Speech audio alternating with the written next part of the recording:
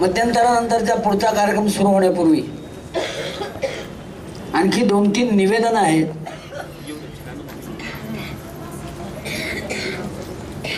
त्यातलं एक निवेदन, माझ्या वेळेला जशी 60 वर्ष पूर्ण होत आहेत तशी अनमोल प्रकाशनला यंदा 50 वर्ष पूर्ण होत आहेत. अनमोल प्रकाशनला 50 वर्ष पूर्ण झाल्यानिमित्त असं एक निवेदन आहे. बरेच लोक आले, त्यांना खाली बसलेले कलाकार नक्की कोण तो परिचय होईना, म्हणून आपले तबलापटू जरा उल्हास कुलकर्णी, ज्यांच्यामुळे या कार्यक्रमाला खूप रंगत वाढली असं म्हटलं तर त्यात काय अतिशयोक्ती होणार नाही. इथे जे मंचावर कलाकार आहेत ह्या मंडळांची नावही सांगतो आणि हे वल्ली कोण कोण आहेत त्याचे जरा काही प्रकार सांगतो तुम्हाला. एकंदर 4 मंडळ आहेत इथे. तिथलं खेड शिवापूरचं ज्ञानगंगा भजनी मंडळ, या भजनी मंडळातल्या सर्व महिला आपापल्या उद्योग व्यवसायामध्ये पूर्ण स्थिर आहेत. पांढऱ्या गटातल्या सगळ्या.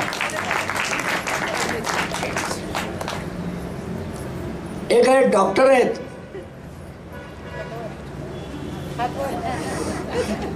डॉक्टर तांबे. आपल्याला शोगिनी उद्योग माहिती आहे खेड शिवापूरच्या पुढे, त्यांच्या मालकीणबाई तिथे बसली आहेत, आठवते ताई. ते तुम्हाला यावरनं काय काय ताकदीची मंडळी असतील हे लक्षात येते. मी सगळ्यांचा परिचय करून द्यायला लागलो तर पुढचे नवे अध्याय राहतील. पण अशीच ताकदीची मंडळी या भजनी मंडळात आहे. दुसरं भजनी मंडळ आहे मैत्र ग्रुप. हा आमचा नुमोईच्या माजी विद्यार्थिनींचा खास स्पेशल ग्रुप आहे, केसरी सगळे. या ग्रुपमध्ये आणखी म्हणजे पहिल्यांदा जेव्हा लेडी रमाबाई हॉलमध्ये कार्यक्रम झाला त्या ह्याच्यापेक्षाही वेगळ्या आणखी काही मुली होत्या, पण ते विवाहित झाल्यामुळे, सासर पुण्यात नसल्यामुळे ते आता इथे उपस्थित नाहीत. तिसरा ग्रुप आहे हा धनकवडीचा आहे. यामध्ये 3 जिल्हा परिषदेच्या शाळेचे शिक्षक आहेत. बऱ्याच वेळा जिल्हा परिषद शाळा आणि शिक्षक, खरं तर तेच नव्हे, वेळ मिळेल तेव्हा ज्याच्यावर आपल्याला टीका करता येईल तेव्हा तोंड सुख घेतो आपण स्वभाव असल्यामुळे. पण खूप दर्जेदार काम जिल्हा परिषदेच्या शाळेत चालतं. ह्या 3 शिक्षिका स्वतःचं अध्यापन तर उत्तम करतातच. बालचित्रवाणीवर कार्यक्रम झाला आहे, या सौ ठिगळे यांचा बालचित्रवाणीवर कार्यक्रम झाला. कार्यक्रमाची पटकथा लेखन केलं होतं मानकर मॅडम, त्यांनी एक दुसऱ्या कार्यक्रमाचं पटकथा लेखन केलं. या जिल्हा परिषदेच्या शाळेत उत्तम शिकवतातच, पण नुसतं शिकवून भागत नाही. खरं म्हणजे गाणी म्हणण्यासाठी वेगळा पगार नाही आहे, गाणी म्हणून घ्या. एखादा छंद असला तर वेगवेगळे उद्योग करतात. जिल्हा परिषदेच्या शाळेतल्या सर्व विद्यार्थ्यांचं त्यांनी हे अध्यायातली गाणी बसवून घेतली आहेत आणि सर्व मुलं एका वेळी म्हणतात सुरात. म्हणजे राष्ट्रगीत म्हणतात, प्रतिज्ञा म्हणतात, प्रार्थना म्हणतात, वंदे मातरम म्हणतात, ते आपलं परिचित आहे. गीतेतली गाणी पण म्हणतात. त्या असा हा एक गट आहे धनकवडीचा गणेश भजनी मंडळ. चौथा गट आहे, यांचं नाव आहे गीता सेवा मंडळ, शिवाजीनगरला आहेत. यामध्ये वयाने तरुण असलेल्या बऱ्याच महिला आहेत, साधारणपणे 70च्या आसपासच्या, पण उत्साहाने तरुणांना लाजवतील असे आहेत. सराव करताना त्यांच्याकडे थोडं कमी गेलं तर त्यांना राग आला, म्हणून त्यांनी यावेळी बजावलं आहे की हा कार्यक्रम संपल्यानंतर आम्ही पण म्हणणार आहोत असं लक्षात ठेवून जरा पुन्हा आमचा सराव घ्या. ते असे अत्यंत उत्साही लोक आहेत. या कार्यक्रमासाठी ज्यांनी सभागृह उपलब्ध करून दिलं आहे तर परांजपे मॅडमना मगाशी मी म्हटलं धन्यवाद द्यावे थोडे थोडे आहेत, पण त्यांनी पुढचा एक आणखी चमत्कार केला आहे. म्हणजे केवळ याच कार्यक्रमासाठी नाही, दर महिन्याला इथे एक कार्यक्रम असा होणार आहे. दर महिन्याला एक कार्यक्रम सामाजिक बांधिलकी म्हणून. तर सदावर्ते मॅडमनी पुढचं निवेदन करावं. ते निवेदन तर आत्ता सरांनी सांगितलं की सरांच्या या कार्यक्रमाला 60 वर्ष झाली, अनमोल प्रकाशनला 50 झाली, तशी आम्हाला 5 झाली आणि तुमच्या सहकार्याने 50 लवकरच होतील अशी मी आशा व्यक्त करते आणि तुम्हाला सगळ्यांना निमंत्रण देते.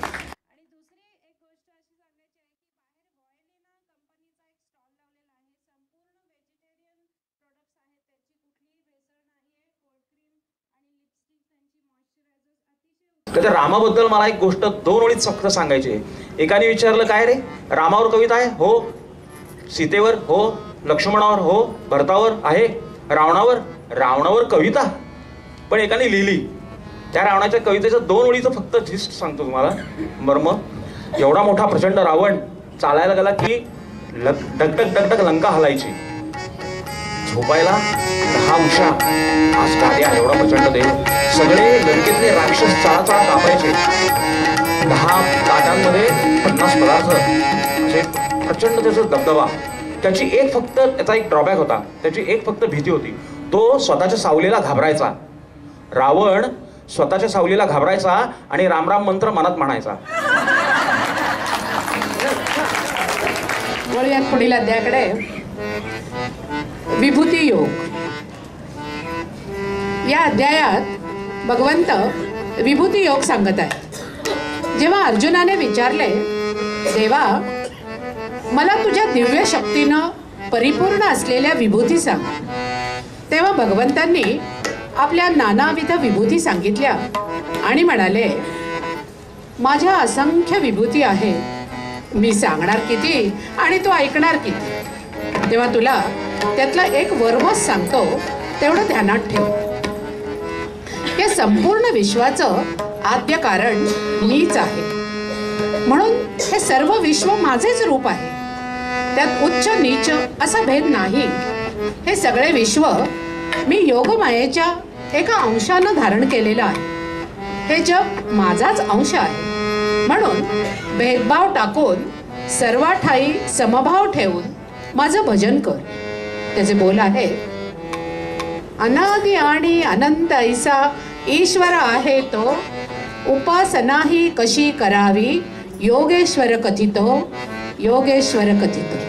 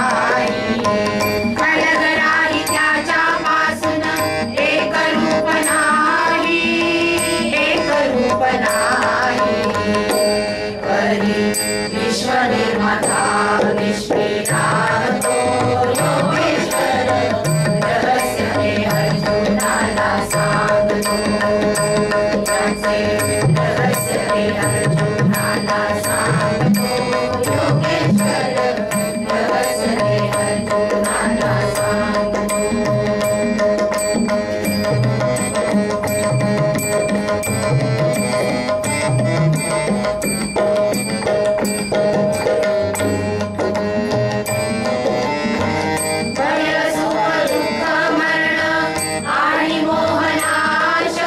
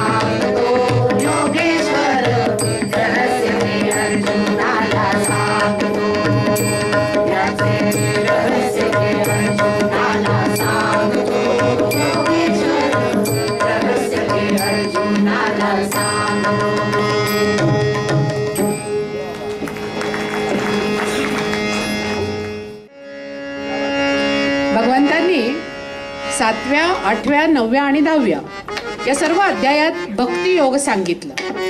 त्यामुळे अर्जुन इतका प्रभावित झाला की 11व्या अध्यायाच्या सुरुवातीलाच त्याने मोह नाहीसा झाल्याची स्पष्ट कबुली दिली आणि म्हणाला, जर माझी योग्यता असेल तर तुझे ऐश्वर्यवान रूप मला दाखव.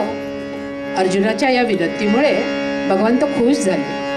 त्यांनी अर्जुनाला दिव्य दृष्टी दिली व आपले रूपही दाखवले. प्रथम त्याला ईश्वराचे सुंदर, तेजस्वी, आनंददायी असे रूप दिसले. हळूहळू त्या सुंदर देहाचे रूपांतर अकराळ, विकराळ आणि भयानक काळपुरुषात झाले. त्याचा प्रचंड जबडा आ वासून जग गिळू लागला. त्या भयंकर जबड्यात कौरव पांडवांचे सैन्य शिरू लागले. आता सगळे जग जळून खाक होणार असे अर्जुनास वाटू लागले. त्याने ओरडून विचारले, हे महापुरुषा, तू आहेस तरी कोण आणि हे काय मांडले आहेस? त्यावर त्याला उत्तर मिळाले, बा अर्जुना, सर्व सैन्य नव्हे तर सर्व प्राणी मात्र मरणाकडे धाव घेत आहे. जन्माला आलेला प्रत्येक जीव आज ना उद्या मरणारच आहे. प्रत्येकाच्या कपाळी मी मरण लिहून ठेवलेले आहे. तेव्हा कुठे अर्जुनाला आपल्याशी मित्र म्हणून बोलणारा कृष्ण कोण आहे ते कळले व त्याने ईश्वराला वंदन केले. आपणही त्या विश्वरूप प्रभूला व त्याच्याशी आत्मयोग साधणाऱ्या अर्जुनाला प्रणाम करूया आणि पुढचं गीत ऐकूया. कैसा कुठे आहे ईश ऐकले मी सारे, मिळे का पहाया अर्जुन विचारे, मिळे का पहाया अर्जुन विचारे.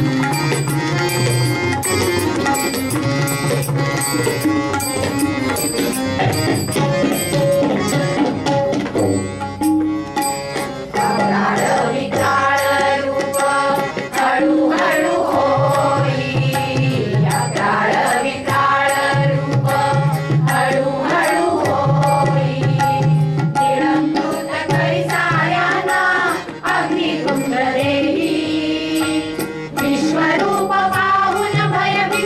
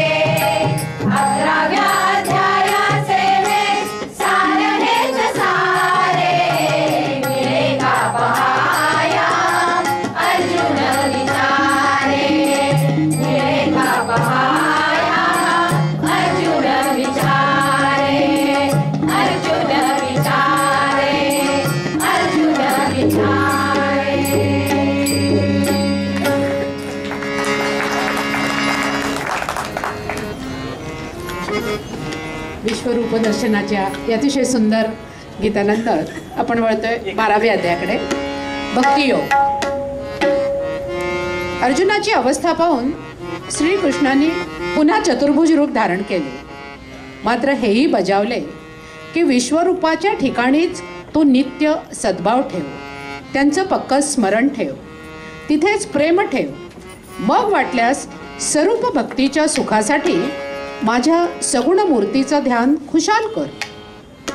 त्यावर अर्जुनाने विचारले, निर्गुण निराकार विश्वरूपाचे उपासक श्रेष्ठ की सगुण साकाचे उपासक श्रेष्ठ? भगवंत सांगतात, जे दाखवता येत नाही ते अव्यक्त अचिंत्य आहे आणि अव्यक्ताचे ठाई चित्त एकाग्र करणं, त्याचे ध्यान करणं हे अत्यंत कठीण आहे. म्हणून उपासनेसाठी सगुण साकार रूपच योग्य आहे. यानंतर भगवंत श्रेष्ठ भक्ताचं वर्णन करतात, ते अतिशय ऐकण्याजोगं. ते म्हणतात, कायिक वाचिक मानसिक सर्वार्थानं मतपरायण होऊन माझी नित्य उपासना करणारा, पुरुषोत्तम, कर्माने खंबीर, अद्वेष्टा, पापाचा द्वेष करणारा, दुर्गुणापासून दूर असलेला, निर्मम, निरहंकारी, सुखदुःखात समान वृत्ती ठेवणारा, संतुष्ट, सतत योगी, दृढनिश्चयी, निरपेक्ष व शुद्ध अंतःकरणाने भक्ती करणारा, कीर्ती व फळ याविषयी उदासीन असणारा, परमेश्वराचे विश्वात्मक रूप जाणूनही द्वैत भावाने देवाच्या सगुण रूपाची भक्ती करणारा, ज्ञानी भक्त मला केव्हाही प्राणाहूनही अत्यंत प्रिय आहे. अशा भक्ताचं सर्व काही मीच करतो, असे भगवंत भक्तियोगाच्या 12व्या अध्यायात सांगत आहे. गीताचे बोल आहे, योगेश्वर कृष्ण सखा सांगे गीता अर्जुनास, भक्ती मार्ग हाच असे होण्या श्रेष्ठ मानवास, होण्या श्रेष्ठ मानवास. ऐकूया.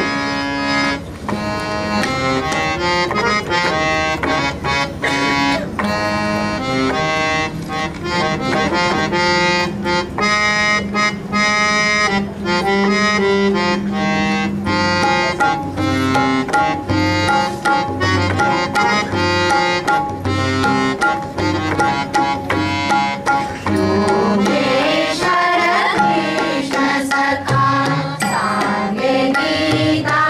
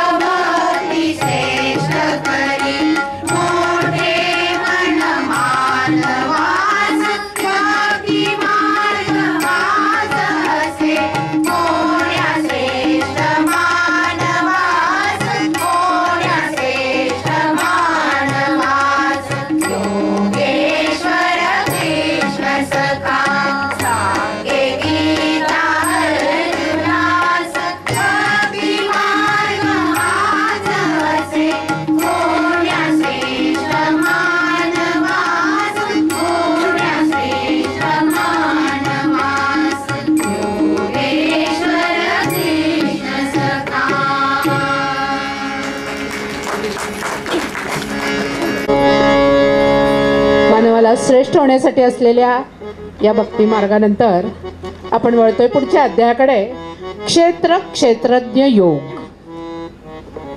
या 13व्या अध्यायात दुःखाच्या कारणांचा शोध घेतला आणि निराकरणाचा मार्गही सांगितला आहे. हा सर्वच अध्याय इंद्रियांपासून दूर जाण्याची कला शिकविणारा आहे. दुःखाचं कारण दुसरं कोणीही नसून आपण स्वतःच आहोत. घटनांचं कारण आहे प्रकृती. देह प्रकृतीपासून निर्माण झाला आहे. या देहालाच क्षेत्र म्हणतात. या क्षेत्राला म्हणजेच देहाला जाणणारा तो क्षेत्रज्ञ म्हणजेच आत्मा. वास्तविक तो अकर्ता अभोक्ता आहे. पण प्रकृतीचा आरसा करून त्यात आपलं प्रतिबिंब पाहतो आणि त्याला सत्य मानून सुखी किंवा दुःखी होतो. म्हणून या देह मनाच्या व प्रकृतीच्या तत्वापासून अलिप्त राहून त्यांच्या खेळाकडे साक्षी भावानं पाहावं असं या अध्यायात भगवंत आपणा सर्वांना सांगत आहे. अतिशय सुंदर गाणं, सुंदर चाल. गीताचे बोल आहेत. देह जीवात्मा आणि परमात्मा त्यांचा विचार जाण, तेच हे अध्यात्माचे ज्ञान, तेच हे अध्यात्माचे ज्ञान.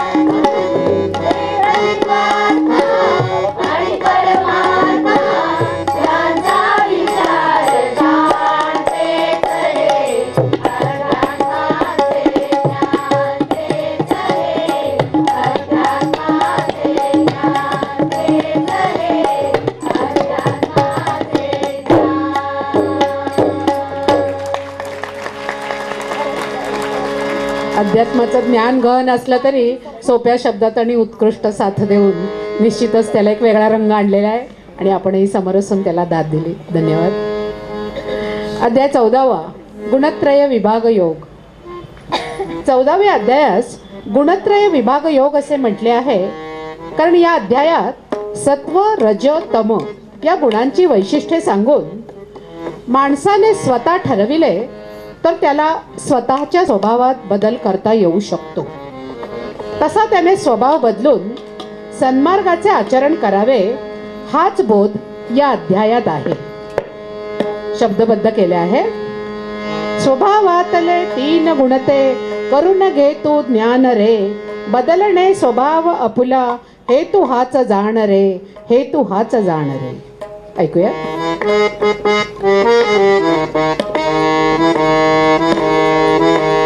स्वभावातले 3 गुणते, स्वभावातले 3 गुणते करून घे तू ज्ञान रे, बदलणे स्वभाव आपला हे तू हाच जाण रे, बदलणे स्वभाव आपला हे तू हाच जाण रे.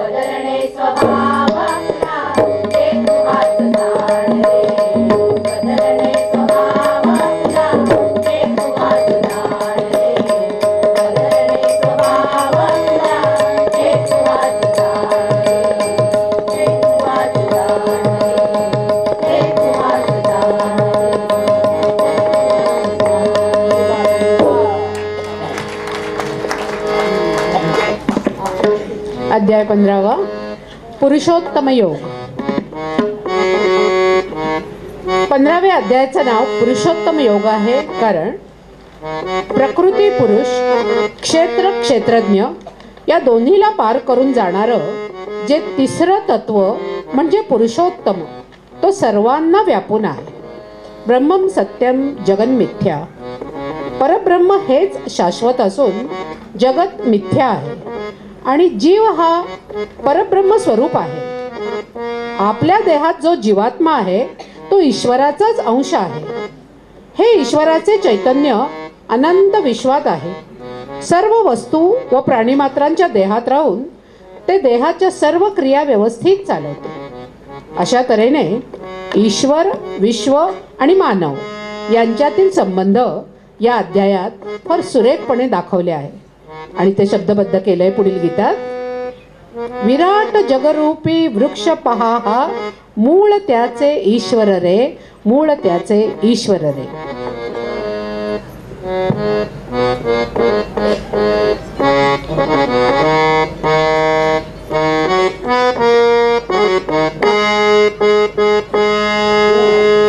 विराट जगरूपी वृक्ष पहा,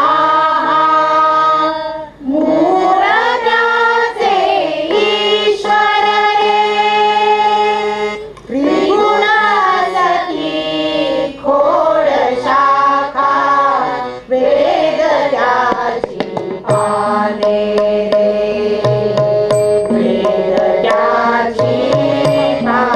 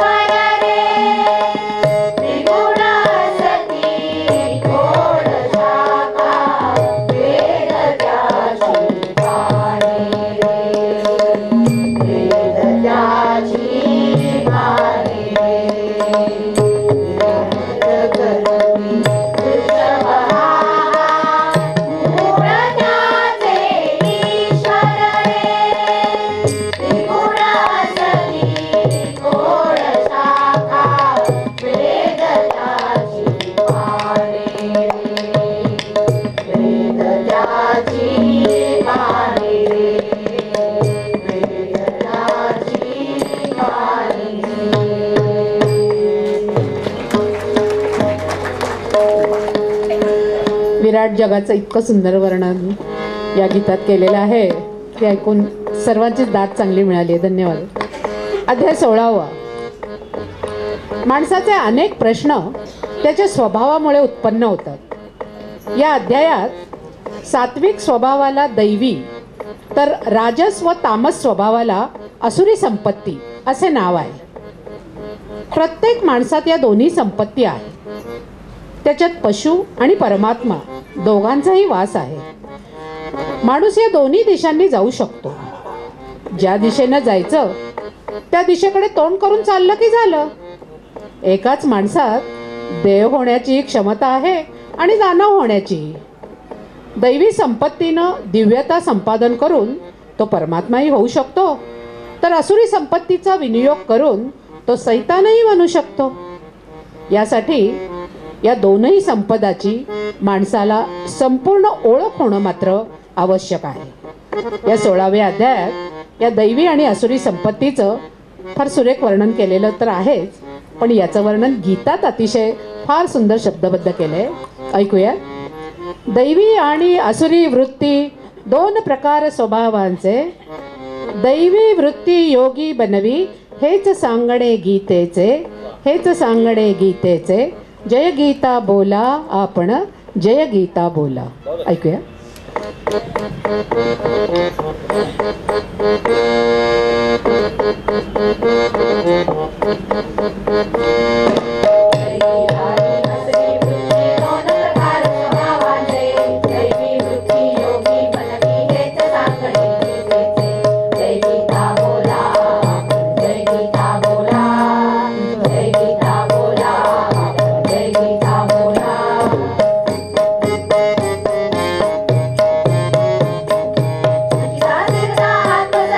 निर्भयता अंधळ नव्हे, शुद्धपणाची संमित गुण हे सात्विक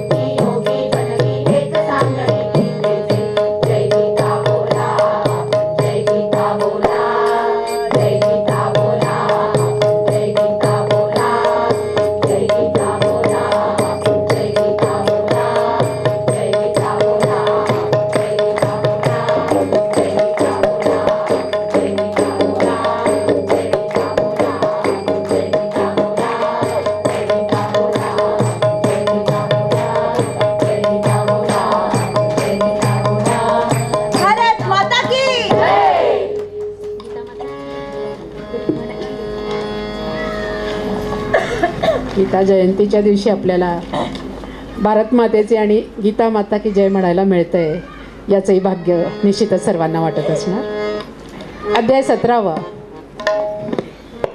श्रद्धा विभाग योग. प्रत्येक माणूस आपल्या जन्माबरोबर स्वभाव घेऊन येतो. हा स्वभाव घरच्या वळणाने बदलता येतो, म्हणजे सुधारता येतो. तसा माणसाने आपला स्वभाव सुधारावा हाच तर गीतेचा हेतू आहे. आपण श्रद्धा श्रद्धा असे जे म्हणतो तोच माणसाचा स्वभाव आहे. म्हणून माणूस बदलायचा असेल तर त्याचा स्वभाव बदलायला हवा. थोडक्यात माणूस ज्ञानशक्ती व क्रियाशक्तीने कर्मे करतो. त्या कर्मानुरूप त्याचा स्वभाव बनतो आणि स्वभावाप्रमाणे त्याची श्रद्धा तयार होते. आणि स्वभावाप्रमाणे माणसाचे वागणे कसे असते ते या अध्यायात अतिशय सुंदर शब्दात सांगितले आहे. गीताचे बोल आहे, स्वभावाप्रमाणे श्रद्धा वागणे तसे, सत्ववृत्ती येण्यासाठी यत्न ते हवे कसे, यत्न ते हवे कसे.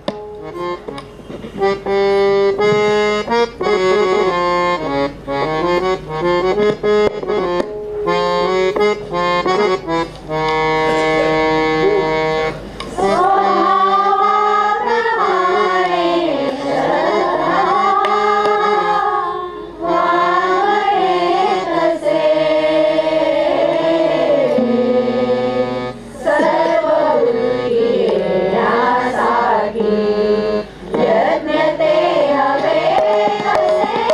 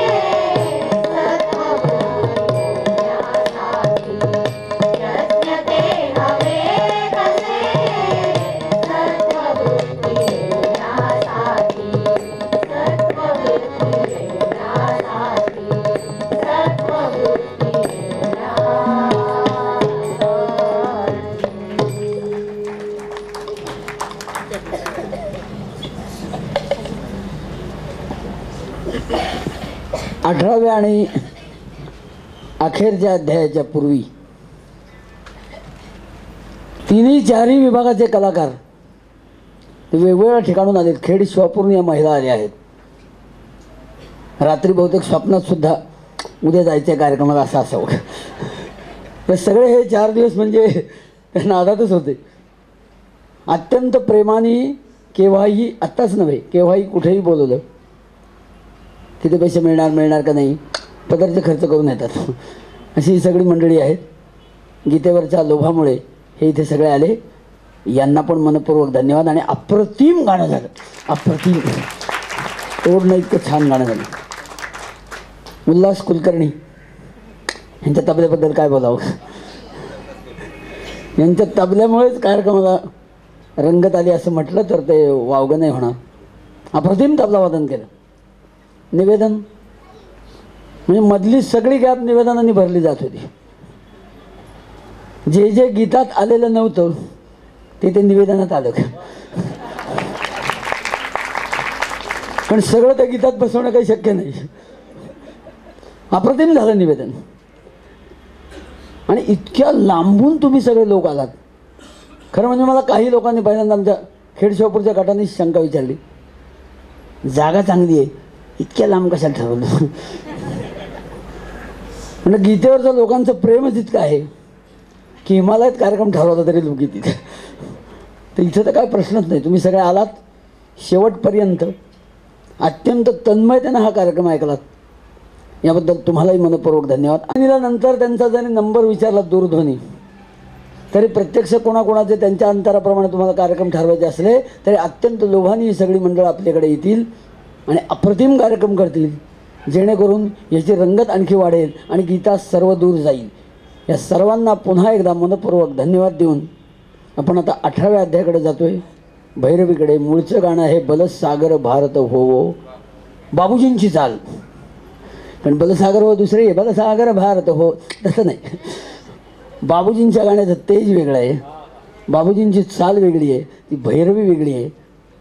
गीतेतला शेवटचा अध्याय त्यात बसवायचा प्रयत्न केला आहे. पुन्हा एकदा निवेदिकांकडे मी देतो. आणि निवेदन झाल्यानंतर माझे एक मित्र गोपाळ चिटणीस त्यांनाही काही म्हणायचं आहे. 18वा अध्याय झाला की समारोपापूर्वी सर्व श्रोत्यांच्या वतीनं ते मनोगत व्यक्त करण्याची इच्छा प्रदर्शित करतायत. कार्यक्रम आपला आहे, गीता ही आपली आहे, त्यात लोक असावा ही विनंती. उपस्थित श्रोते हो, याचा शेवटच इतका मस्त होणार आहे की आपण त्या एका ट्रान्समध्ये तरंगतच घरी जाणार आहोत. याचा विचार करून मी मध्येच बोलतोय. धन्यवाद. बोलण्याचं काम असं आहे की गहिवरून गेलो आहे मी या कार्यक्रमाबद्दल. आधी बोलू का म्हणलं आणि इथं आल्यावरती मात्र खूप गदगदून गेलो. आपल्या सगळ्यांच्या भावना कुणीतरी सादर केल्याच पाहिजेत, कारण भावनाशीलता हेही महत्त्वाचं असतं. आणि म्हणून आपल्या सर्वांच्या वतीने मी कोणाची परवानगी न घेता आलेलो आहे. आपल्या माणसाचं कौतुक आपण जाहीरपणे करावं. ऐकताना जाणवलं, ज्यावेळेस गीत रामायण आम्ही सुरुवातीला ऐकलं तेव्हा वाटलं आहा वा वा, काय गदिमांची ही प्रतिभा शैली आहे. त्यांच्यावर सरस्वती किती प्रसन्न आहे. त्यांनी रामायण कसं लिहिलं एकेका गीतातून. पण आज जाणवलं, अरे गदिमाच कशाला, आमचं हे प्रतिभा आगाशे सुद्धा काही कमी नाही आहेत. कारण त्यांना सुद्धा एक एक गीतेच्या अध्यायावरची ही गीतं सुचलीच कशी. अरे सुचली तर सुचली, पण गदिमांपेक्षा एवढं वेगळेपण आहे की गदिमांनी आधी गीतं केली आणि मग त्याला बाबूजींनी चाल लावली. इथं आमच्या या आगाशांच्या मनात आधी चाली आल्या कशा आणि मग गीतं झाली कशी. अरे गीतं तर किती वेगळी आहेत. याच्यात भावगीतं आहेत, भक्तिगीतं आहेत, अगदी पिंजरा चित्रपटातलं चित्रपट गीत सुद्धा आहे आणि वासुदेवाचे ऐका वाणीसारखं लोकगीत सुद्धा आहे. राहवलं नाही हो. मगाशी मला असं वाटलं की आपल्या श्रोत्यांचाही सहभाग यांनी घेतला असता तर कधी कधी किती बरं झालं असतं. इतके आपण त्याच्यामध्ये वाहून गेलो. शब्दरचना सुंदर, चाली सुंदर आणि या सगळ्या या कलाकारांचंही कौतुक कुठून कुठून आले. मगाशी सरांनी सांगितलं खेळ शिवापूर, माझ्या मनात एक शब्दभेद छानपैकी येतो की हरे राम राम राम हरे हरे, हरे कृष्ण कृष्ण कृष्ण हरे हरे. बदलून घेतो, अरे आले लांब लांब लांब आले आले आले कुठनं कुठनं आले. तर या आलेल्या या सगळ्या कलाकारांना खेळ शिवापूरच्या लांबच्या सगळ्यांना आपल्या सर्वांच्या वतीने खरं धन्यवाद देवेत तेवढेच आहेत. आणि तुम्हा मला सुधारा, दुपारी 3:30ची वेळ होती, कंटाळलं होतो, उठायचं कसं. पण मी वडगाव बुद्रुकवरून आलो, कुणी शिक्षक नगरून आले, कुणी कुठून आले, तेव्हा आपल्याला सुद्धा आले लांब लांब आले. आणि त्याचं नक्की चीज झालं. घरी गेल्यानंतर एक अफलातून कार्यक्रम मिळवला याचं नक्कीच समाधान मिळणार आहे. प्रवचनकारांबद्दल काय बोलावं, यांना प्रवचनकारच म्हणावं असं मला वाटतंय. पुढच्या कार्यक्रमाला या प्रवचनकाराच्या वेशामध्ये पगडी वगैरे घालून आल्या तर हे प्रवचन आपल्याला नक्कीच आवडेल. आहे तुमच्यामध्ये गुण तर बसून कशाला, समोर या. आगाच्या म्हणल्याप्रमाणे ते अजून उठून दिसेल आणि पुढचे श्रोते अजून 1000 घरी सांगतील, आपण 400 घरी सांगणार आहोत, हे महत्त्वाचं आहे. आणि यांचा गृहपाठ तर खूप मोठा होता हो. जसा सरांचा गृहपाठ होता तसा. गीता मुळात अवघड, ती ज्ञानदेवाने त्यांच्या ज्ञानेश्वरीतून सांगितली. त्याचीही रचना अवघड म्हणून साखरे महाराजांनी आणि सोनोबा दांडेकरांनी त्यांच्यासाठी अनेक पद्य रचना केल्या, अनेक रचना. त्या कुणी वाचाव्या तो ठोकळा. ही भगवद्गीता जर आपण घेतली तर आपण गुणगुणतच जाऊयात. आणि या सगळ्यांना धन्यवाद देण्यापूर्वी या रचनेबद्दलचंही थोडंसं कौतुक करतो आणि मी थांबतो. हा सर थोडे बरं तो त्यांनी पेटीचं सूट झाल्यामुळे उठायला सांगत नाही, पण इथे आले तर माझी कल्पना अशी आहे की हा सगळा तिरंगा भगवा ध्वज केशरी पांढरा हिरवा आणि मधलं हे आमचं आकाशीय सर अशोक चक्र या सहित हा तिरंगा असाच सगळीकडे फडकत राहो. पुन्हा एकदा सर्व श्रोत्यांच्या वतीने या सर्वांना मनापासून धन्यवाद देतो आणि माझं हे मनोगत संपवतो. मनोगताची संधी दिल्याबद्दल आमच्या मित्राला सुद्धा धन्यवाद.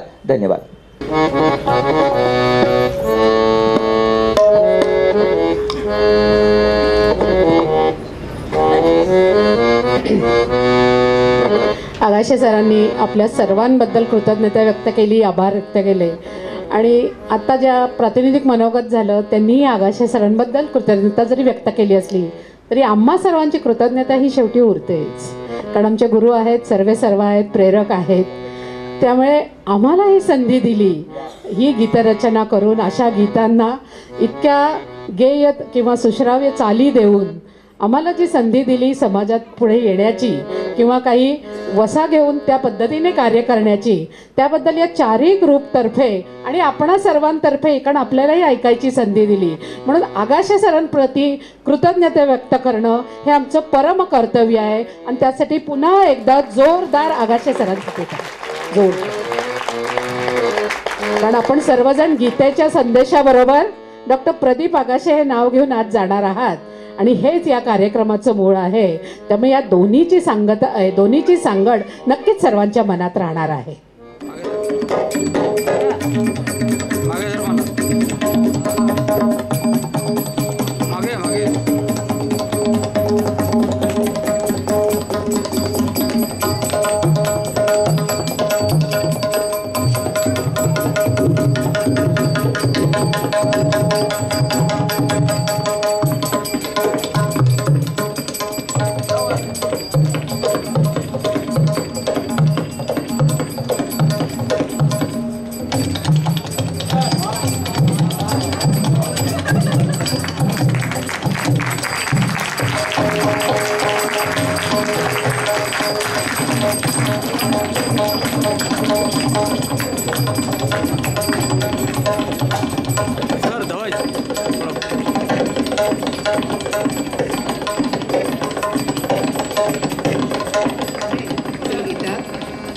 गीता ही अभ्यासावी आणि सतत चिंतनी राहावी.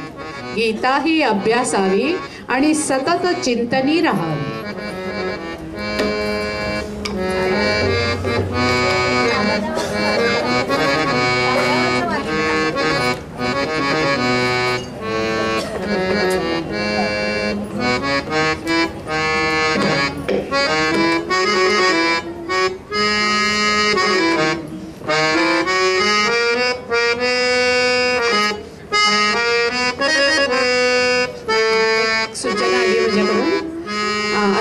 उल्हास कुलकर्णी यांचा ज्यांनी सत्कार केला ते श्रीमती शैलजा चौगुले यांच्याकडून कुलकर्णी यांनाही सप्रेम भेट देण्यात आली आहे.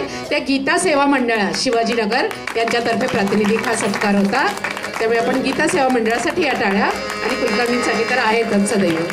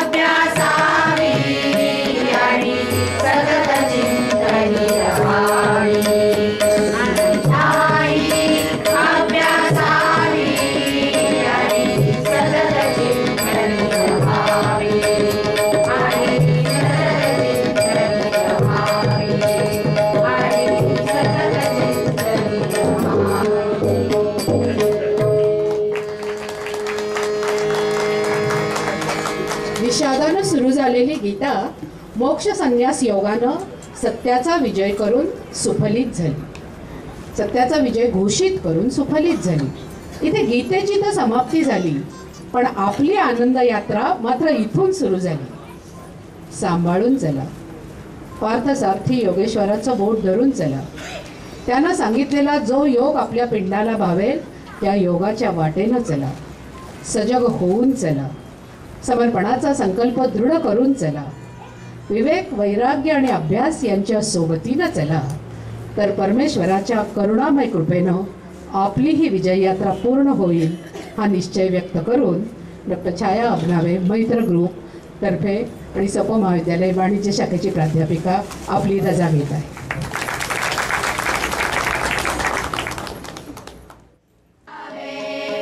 निरपेक्ष भाव ठेव